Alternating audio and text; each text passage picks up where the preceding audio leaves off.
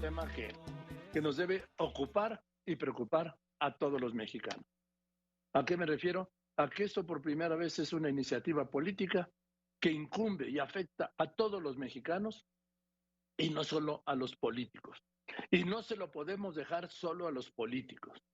Me estoy refiriendo a la reforma electoral que ha propuesto el presidente López Obrador, que busca pues terminar con el INE como está concebido hoy y como ha funcionado, que ha permitido las alternancias que le permitieron al presidente López Obrador con este INE llegar a la presidencia de la República.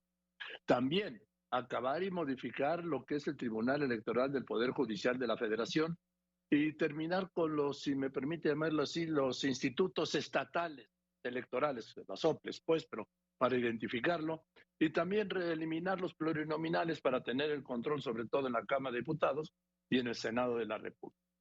Yo le aprecio mucho a José Woldenberg, fue el emblemático, sí, presidente del IFE de aquel año 2000, y un intelectual y un defensor de la democracia.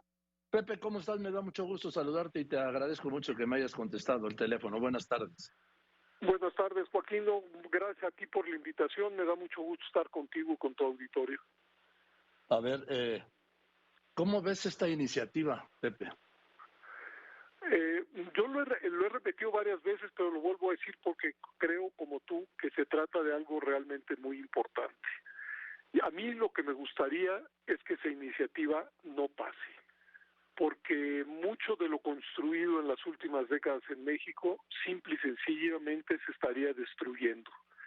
Y se estaría destruyendo no para mejor, sino para crear una autoridad electoral de carácter faccioso.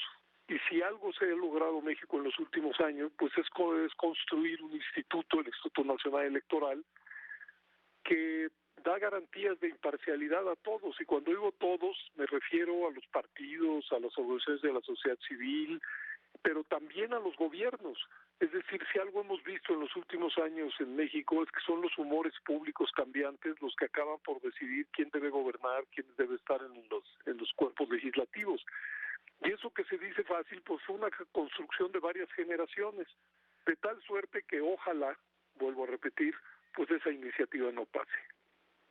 Bien, ¿qué opinas de que se vaya a cambiar primero el nombre? Porque ya ves que lo primero que se cambia cuando llega alguien o quiere cambiar algo es el nombre o el logotipo, pero no que hay más que el nombre. Instituto Nacional de Elecciones y Consultas, pero el fondo es que van a reducir de 11 a 7 los consejeros, pero sobre todo el tema de cómo elegirlos. El presidente va a proponer 20 candidatos, el Congreso, que controla Morena, otros 20, y la Corte, cuya mitad tiene el presidente, otros 20. Sí. Bueno, yo creo que ese es uno de los temas fundamentales y que yo creo que causarían un enorme daño. Voy a tratar de explicarlo, porque cambiar el nombre desde mi punto de vista es insubstancial, eso no tiene mayor problema, y el número de consejeros pues se podría en efecto ajustar. Ese no es el quid. El quid es cómo se eligen a los consejeros. Hoy estos se eligen a través de una convocatoria pública, la gente se inscribe, los que creen que tienen méritos para ser consejeros, se nombra un comité técnico que los evalúa, ese comité técnico que los evalúa salen 3 nombrados por la JUCOPO, por la Junta de Coordinación Política de la Cámara de Diputados, 2 por el INAI, 2 por la Comisión Nacional de Derechos Humanos, es decir, se trata de 7 personas que hacen una primera criba, llamémosle así.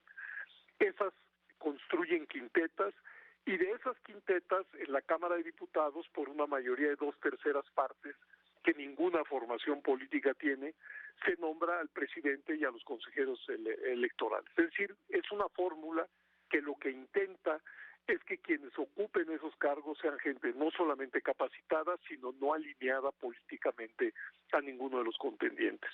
Y tal como tú lo dices, ahora se pretende sustituir esa fórmula por la que tú acabas de denunciar. Ahora el presidente va a proponer 20, 10 la Cámara de Diputados, 10 la Cámara de Senadores y 20 la Suprema Corte de Justicia. Y dicen, y eso es digamos el gancho para hacerlo atractivo, que serán los ciudadanos los que lo elijan a través de una votación universal, como votamos a nuestros legisladores y al presidente, a los gobernadores. Y digo que suena bien en primera instancia, pero hay que pensarlo en serio. ¿Por qué? Porque los únicos que tienen implantación a lo largo y ancho del país son los partidos políticos. Alguien que quiera ser consejero, pues por supuesto que no es conocido a lo largo y ancho del país. Si quiere hacer una campaña efectiva, tendría pues que pedir el auxilio de alguno de los partidos, con lo cual estaríamos partidizando a esos, digamos, candidatos a consejeros. Pero lo peor sería, imagínense, no es muy extraño que así sucediera, que los 7 nuevos consejeros salieran de la propuesta del presidente de la República. Es decir, de principio, pues serían gente que tendrían el sello de estar alineados a alguna posición política. Yo lo que señalo, y conmigo cientos de gentes lo han señalado, es que tenemos que preservar la autonomía del Instituto Nacional Electoral. Y con una fórmula como esto, eso se erosionaría para mal de todos. Es decir, es una jugada en donde todos y cada uno de los actores políticos, pero también de los ciudadanos, acabaríamos perdiendo por una simple y sencilla razón. Si algo nos ha dado el sistema electoral tal y como está, es a estas alturas la certeza de que quien gobierna y quien está en los puestos legislativos surgen de elecciones libres, transparentes, confiables. Y eso no es poca cosa. Y lo que es más extraño es que el presidente de la República salió de una elección organizada por el INE. Y sin embargo, ni eso al parecer lo ha convencido de que esa es una buena fórmula para organizar nuestra convivencia y nuestra competencia. Sí, porque además yo doy un dato. En las últimas 3 elecciones ha habido un presidente del PAN, un presidente del PRI y un presidente de Morena. Más alternancia, imposible. Nunca se había registrado en la historia de México. Es decir, la alternancia depende de la decisión de los ciudadanos. Y lo que ha probado la autoridad es que es una autoridad capaz de asimilar la votación de la sociedad tal y como ésta viene. Ahora, Pepe, el tema, dices tú que todos pierden. No, gana el presidente. Pierden todos, pero el presidente gana. Pero el presidente ganaría en el cortísimo plazo. A la larga acabaría perdiendo. Es decir, México es una sociedad plural. Eso lo sabemos todos. Quien tenga una familia, que tenga amigos, que vaya a un centro de trabajo, que esté en una escuela, sabe que en México hay una pluralidad viva. Esa pluralidad es la que requiere que las diferentes corrientes político-ideológicas tengan un escenario para su competencia, un escenario institucional.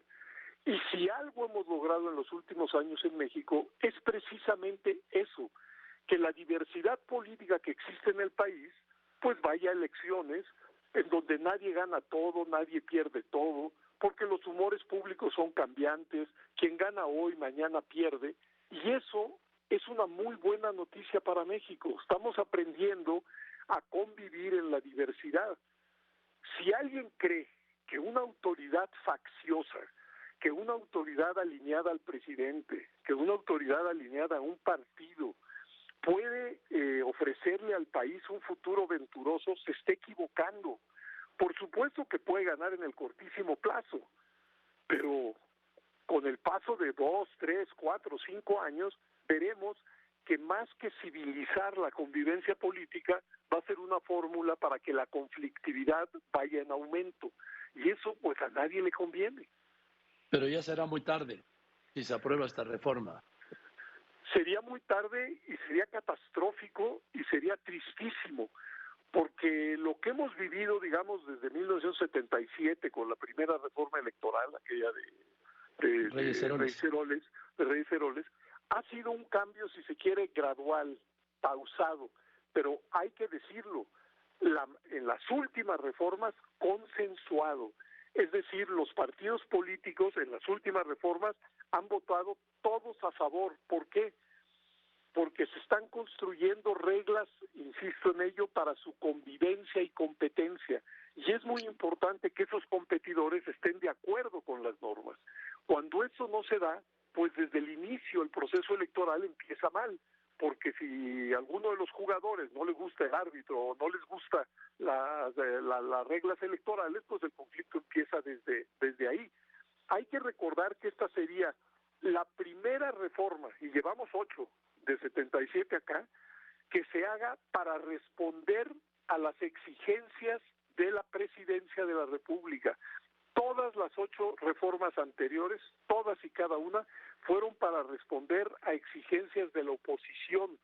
Y ahí estuvo buena parte de su virtud, porque eran las oposiciones, que fueron diversas a lo largo de los años, las que detectaban las fallas en el sistema electoral, las ponían sobre la mesa y se fueron corrigiendo poco a poco de manera paulatina. Volver a un esquema como el de antes del 77, pues sería un retroceso, me atrevo a decir, de cerca de 50 años. Yo solo requiero para los jóvenes, para recordar a los jóvenes que antes no había Instituto Nacional Electoral, era la Comisión Federal Electoral que sesionaba en la Secretaría de Gobernación y que el presidente de la Comisión Federal Electoral era el secretario de Gobernación en turno. Lo que pasa es que luego esto se desconoce, Pepe. Así es, y bueno, y no solamente eso que acabas de decir con toda exactitud, sino que además la última elección que organizó la Comisión Federal Electoral había una representación proporcional de los partidos en esa mesa. En esas elecciones de la del 88, el PRI, sí, que entonces era el partido hegemónico, tenía ni más ni menos que 16 representantes y toda la oposición, todo el resto de los partidos tenía 12 representantes. Había además, como lo has dicho, el secretario de Gobernación, un diputado y un senador que eran del PRI, pero si incluso esos 3 hubieran votado con la oposición, el PRI tenía 16 contra 15 votos. Es decir, era una autoridad totalmente facciosa. Bajo su atuendo de autoridad, pues aparecían los colores del partido hegemónico de entonces, el PRI. Bueno, yo creo que México no se merece volver a algo similar a eso, todo lo contrario. Insisto, la pluralidad nadie la va a poder acabar con ella. Ahora, lo que se pretende es, dado que no se puede acabar con la pluralidad, pues otorgarle una ventaja de salida a uno de los contendientes, alineando a la autoridad a la voluntad presidencial. Porque, permíteme decirte esto, si algo hemos visto en estos últimos años, es que el presidente de la República, por desgracia, no entiende ni valora el sentido de los órganos de Estado autónomos. Sí, así es. Y hay una ofensiva en su contra. Exactamente. Pero ¿por qué son autónomos? Porque son instituciones que en muchos casos tienen que presentarse frente al poder. Por ejemplo, la Comisión Nacional de Derechos Humanos, que ha sido desvirtuada. ¿De qué se trataba la Comisión Nacional de Derechos Humanos? De acompañar a las víctimas que hubieran sido agredidas o maltratadas por alguna autoridad. Y por eso su autonomía, para en muchas ocasiones ponerse de frente o frente a alguna autoridad. Y igualmente el INAI, el Instituto de Acceso a la Información, pues ¿por qué es autónomo? Pues porque es necesario que si una persona que va y pide información a alguna dependencia pública y se la niegan, cuente con una institución que lo respalde, que lo apoye. Y en ese sentido, si no fuera autónomo, pues estaría alineado precisamente a las dependencias del Ejecutivo, digamos. Bueno, en el caso electoral es todavía más visible. Pues, haciendo la analogía caricaturesca con el fútbol, pues se requiere que el árbitro y el organizador del encuentro pues no porte la camiseta de ninguno de los equipos de fútbol, sino que sepa que su tarea es garantizar la reproducción de la democracia. Y para que la democracia se reproduzca es necesario que las autoridades electorales sean imparciales.